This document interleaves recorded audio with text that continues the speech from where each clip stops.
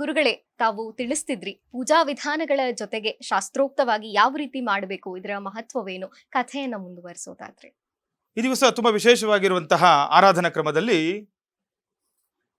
ವರಮಹಾಲಕ್ಷ್ಮಿ ಅವರಿಗೆ ಫಲ ಪಂಚಾಮೃತ ಅಭಿಷೇಕ ಕೂಡ ಸಂಪನ್ನವಾಗಿದೆ. ನಾವು ಯಾವುದೇ ಒಂದು ವ್ರತಾಚರಣೆ ಮಾಡುವಾಗ ವ್ರತದ ಅಂಗವಾಗಿ ಆ ಒಂದು ದೇವರ ಅಂಗಾಂಗಗಳ ಪೂಜೆ ಕೂಡ ಮಾಡುವಂಥದ್ದು ತುಂಬಾ ವಿಶೇಷವಾಗಿರುತ್ತೆ.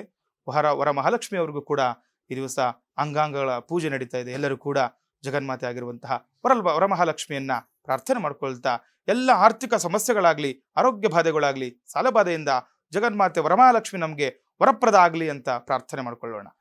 ಓಂ ರಮಾಗೈ ನಮಃ ಪಾದೋ ಪೂಜಗಾಮಿ. ಓಂ ಕ್ಷೀರಾಬ್ಧತನಯಾಗೈ ನಮಃ ಗುಲ್ಫೌ ಪೂಜಗಾಮಿ. ಓಂ ಪದ್ಮಾಗೈ ನಮಃ ಜಾನುನಿ ಪೂಜಗಾಮಿ. ಓಂ ಕಮಲಾಗೈ ನಮಃ ಜಂಘೆ ಪೂಜಗಾಮಿ. ಓಂ ಸರ್ವದಂಶ್ರಪದಾಗೈ ನಮಃ ಗುರೂನ್ ಪೂಜಗಾಮಿ. ಓಂ ಇಂದಿರಾಗೈ ನಮಃ ಕಟಿಂ ಪೂಜಗಾಮಿ. ಓಂ ವಿಷ್ಣುವಲ್ಲಭಾಗೈ ನಮಃ ನಾಭಿಂ ಪೂಜಗಾಮಿ. ಓಂ ಕಮಲವಾಸಿನ್ಯೈ ನಮಃ ಕುಕ್ಷಿಂ ಪೂಜಗಾಮಿ. ಓಂ ಸರ್ವದಾಗಿನ್ಯೈ ನಮಃ ಉದರಂ ಪೂಜಗಾಮಿ. ಓಂ ಹರಿಪ್ರಿಯಾಗೈ ನಮಃ ಹೃದಯಂ ಪೂಜಗಾಮಿ. ಓಂ ಕಮಲದೇವತಾಗೈ ನಮಃ ವಕ್ಷಸ್ಥಲಂ ಪೂಜಗಾಮಿ. ಓಂ ಲೋಕಮಾತ್ರೈ ನಮಃ ಬಾಹೂನ್ ಪೂಜಗಾಮಿ. ಓಂ ವರಮಹಾಲಕ್ಷ್ಮೀ ನಮಃ ಸರ್ವಾಂಗಾನಿ ಪೂಜಯಾಮಿ. ಓಂ ಕಮಲವಾಸಿನ್ಯೈ ನಮಃ ಕಮಲಪುಷ್ಪಂ ಸಮರ್ಪಯಾಮಿ. ಓಂ ಹರಿಪ್ರಿಯಾಗೈ ನಮಃ ಮಲ್ಲಿಕಾ ಪುಷ್ಪಂ ಸಮರ್ಪಯಾಮಿ. ಓಂ ಲೋಕಮಾತ್ರೈ ನಮಃ ಪಾರಿಜಾತ ಪುಷ್ಪಂ ಸಮರ್ಪಯಾಮಿ. ಓಂ ವಿಷ್ಣುವಲ್ಲಭಾಗೈ ನಮಃ ಉತ್ಪಲ ಪುಷ್ಪಂ ಸಮರ್ಪಯಾಮಿ. ಓಂ ಭಾರ್ಗವ್ಯೈ ನಮಃ ಸೇವಂತಿಕಾ ಪುಷ್ಪಂ ಸಮರ್ಪಯಾಮಿ. ಓಂ ಲೋಕೇಶ್ವರ್ಯೈ ನಮಃ ಸುಗಂಧರಾಜ ಪುಷ್ಪಂ ಸಮರ್ಪಯಾಮಿ. ಓಂ ತುಷ್ಠೈ ನಮಃ ಓಂ ಸ್ಥಲಪದ್ಮ ಪುಷ್ಪಾಂ ಸಮರ್ಪಯಾಮಿ. ಓಂ ವರಮಹಾಲಕ್ಷ್ಮೀ ನಮಃ ನಾನಾವಿಧ ಪರಿಮಳ ಪುಷ್ಪಪೂಜಾನ್ ಸಮರ್ಪಯಾಮಿ. ಈ ವರಮಹಾಲಕ್ಷ್ಮಿಯ ವ್ರತದಲ್ಲಿ ತುಂಬ ವಿಶೇಷತೆ. ನಾವು 12 ಗ್ರಂಥಿಗಳನ್ನು ನೋಡ್ತೇವೆ. ಆ 12 ಗ್ರಂಥಿಗಳ ಪೂಜೆ ಆಗ್ತಾ ಇದೆ. ನೀವು ಕೂಡ ಮನೆಯಲ್ಲಿ ಈ 12 ಗ್ರಂಥಿಗಳಿಗೆ ಈ ಮಂತ್ರಗಳನ್ನು ಹೇಳ್ತಾ ಪೂಜೆ ಮಾಡಿ ಅಭೀಷ್ಟ ಫಲವನ್ನ ಪಡ್ಕೊಳ್ಬಹುದು. ಓಂ ಅಥ ಗ್ರಂಥಿ ಪೂಜಾಂಚ ಕರಿಷ್ಯೆ ಧೋರ ಗ್ರಂಥಿ ಪೂಜಾಂಚ ಕರಿಷ್ಯೆ. ಓಂ ರಮಾಗೈ ನಮಃ ಪ್ರಥಮ ಗ್ರಂಥಿಂ ಪೂಜಗಾಮಿ. ಓಂ ಸರ್ವಮಂಗಳಾಗೈ ನಮಃ ದ್ವಿತೀಯ ಗ್ರಂಥಿಂ ಪೂಜಗಾಮಿ. ಓಂ ಕುಮಲವಾಸಿನ್ಯೈ ನಮಃ ತೃತೀಯ ಗ್ರಂಥಿಂ ಪೂಜಗಾಮಿ. ಓಂ ಮನ್ಮಥವಾಸಿನ್ಯೈ ನಮಃ ಚತುರ್ಥಿ ಗ್ರಂಥಿಂ ಪೂಜಗಾಮಿ. ಓಂ ವಿಷ್ಣುವಲ್ಲಭಾಗೈ ನಮಃ ಪಂಚಮ ಗ್ರಂಥಿಂ ಪೂಜಗಾಮಿ. ಓಂ ಕ್ಷೀರಾಬ್ಧಿಗಣಕಾಗೈ ನಮಃ ಷಷ್ಠ ಗ್ರಂಥಿಂ ಪೂಜಗಾಮಿ. ಓಂ ಲೋಕಮಾತ್ರೈ ನಮಃ ಸಪ್ತಮ ಗ್ರಂಥಿಂ ಪೂಜಗಾಮಿ. ಓಂ ಜಗಜ್ಜನನ್ಯೈ ನಮಃ ಅಷ್ಟಮ ಗ್ರಂಥಿಂ ಪೂಜಗಾಮಿ. ಓಂ ಪದ್ಮಹಸ್ತಾಗೈ ನಮಃ ನವಮ ಗ್ರಂಥಿಂ ಪೂಜಗಾಮಿ. ಓಂ ಭಾರ್ಗವ್ಯೈ ನಮಃ ದಶಮ ಗ್ರಂಥಿಂ ಪೂಜಗಾಮಿ. ಓಂ ಪುಷ್ಠೈ ನಮಃ ಏಕಾದಶ ಗ್ರಂಥಿಂ ಪೂಜಗಾಮಿ. ಓಂ ತುಷ್ಟೈ ನಮಃ ದ್ವಾದಶ ಗ್ರಂಥಿಂ ಪೂಜಯಾಮಿ ಅಥವಾ ಗ್ರಂಥಿ ಪೂಜಾನೆ ಸಮರ್ಪಯಾಮಿ. ಈ ದಿನ ವರಮಹಾಲಕ್ಷ್ಮಿಯ ವ್ರತಾಚರಣೆ ಅಂಗವಾಗಿ ತುಂಬ ವಿಶೇಷವಾಗಿರುವಂತಹ ಸಮಯ. ಆ ಒಂದು ಮಹಾಲಕ್ಷ್ಮಿಯ ಅಷ್ಟೋತ್ತರ ಶತನಾಮಾವಳಿ ಪಾರಾಯಣ ಆಗ್ತಾ ಇದೆ ನೋಡಿ. ಎಲ್ಲರೂ ಕೂಡ ನಿಮ್ಮ ನಿಮ್ಮ ಮನೆಯಲ್ಲಿ ತುಂಬ ವಿಶೇಷವಾಗಿರುವಂತಹ ಮಹಾಲಕ್ಷ್ಮಿಯವರ ಅಷ್ಟೋತ್ತರ ಶತನಾಮಾವಳಿಗಳನ್ನ ಪ್ರಾರ್ಥನೆ ಮಾಡ್ಕೊಳ್ತಾ ಕುಂಕುಮಾರ್ಚನೆ ಮಾಡುವಂಥದ್ದು. ಈಗ ನಾವು ವರಮಹಾಲಕ್ಷ್ಮಿ ಅಂತ ಬಂದಾಗ ಕುಂಕುಮಾರ್ಚನೆ ತುಂಬ ವಿಶೇಷವಾಗಿರುತ್ತೆ.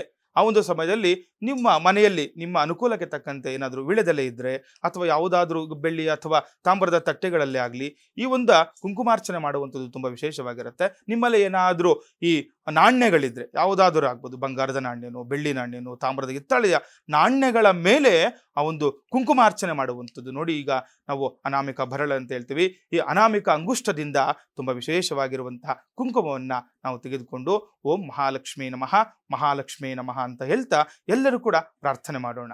ಓಂ ಶ್ರದ್ಧಾಯೈ ನಮಃ. ಓಂ ವಿಭೂಚ್ಛೇ ನಮಃ. ಓಂ ಸುರಭ್ಯೈ ನಮಃ. ಓಂ ಪರಮಾತ್ಮಿಕಾಯೈ ನಮಃ. ಓಂ ವಾಚೇ ನಮಃ. ಓಂ ಪದ್ಮಾಲಯಾಯೈ ನಮಃ. ಶ್ರೀಂ ಶ್ರೀಯೈ ನಮಃ. ಭೂಂ ಭೂಮ್ಯೈ ನಮಃ. ಗೋದಾದೇವ್ಯೈ ನಮಃ. ನೀಳಾದೇವ್ಯೈ ನಮಃ. ಮಹಾಲಕ್ಷ್ಮಿಯೋ ಕುಂಕುಮಾರ್ಚನ ಅಷ್ಟೋತ್ತರ ಶತ ದಿವ್ಯನಾಮಾವಳಿ ಕುಂಕುಮಾರ್ಚನ ಪೂಜಾನ್ ಸಮರ್ಪಯಾಮಿ. ಶ್ರೀಶೈಲಾಯ ನಮಃ. ರಾಮೋದರಾಯ ನಮಃ. ಮೇಘದೀಪಾಯ ಸದೂಪಿತ ಪರಿಮಳ ಧೂಪಮಾಗ್ರಾಪಯಂ ಸಾಂಕುಲೋದುಪಂ ಮನೋಹರಂ ತುಲಾರ್ಗಂ ಧೂಪೋಜಂ ಪವಿತ್ರಾಂ.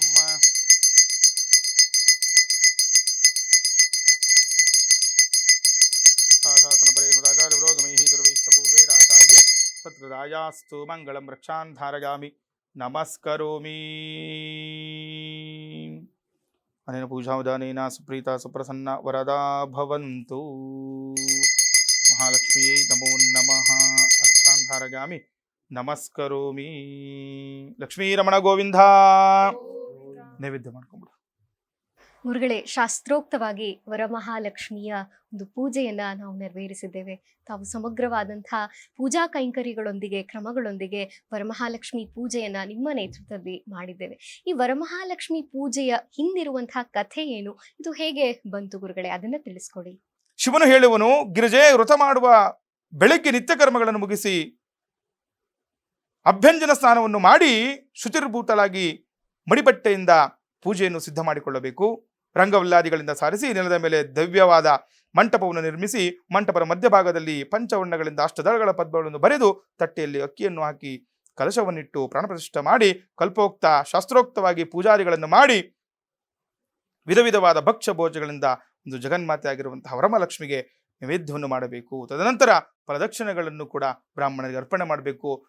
ಪಂಚಕನ್ಯೆಯರು ಅಥವಾ ಪಂಚ ಸುಮಂಗಲಿಯರಿಗೆ ವಿಶೇಷವಾಗಿರುವಂತಹ ದಾನಾದಿಗಳನ್ನು ಮಾಡುವಂಥ ಇದರಿಂದ ತುಂಬ ಅನೇಕ ಫಲಗಳನ್ನ ಪಡ್ಕೊಳ್ಬಹುದು ಅಂತ ಹೇಳಿದರಂಬಲಿಗೆ ಶಿವನು ಪಾರ್ವತಿಗೆ ಹೇಳಿದ ವಿಚಾರವು ಸೂತ ಸನಕಾದಿ ಋಷಿಗಳಿಗೆ ಹೇಳಿದರಂಬಲಿಗೆ ಕಥೆಯ ಪೂರ್ಣವಾಗಿರುವಂಥದ್ದು.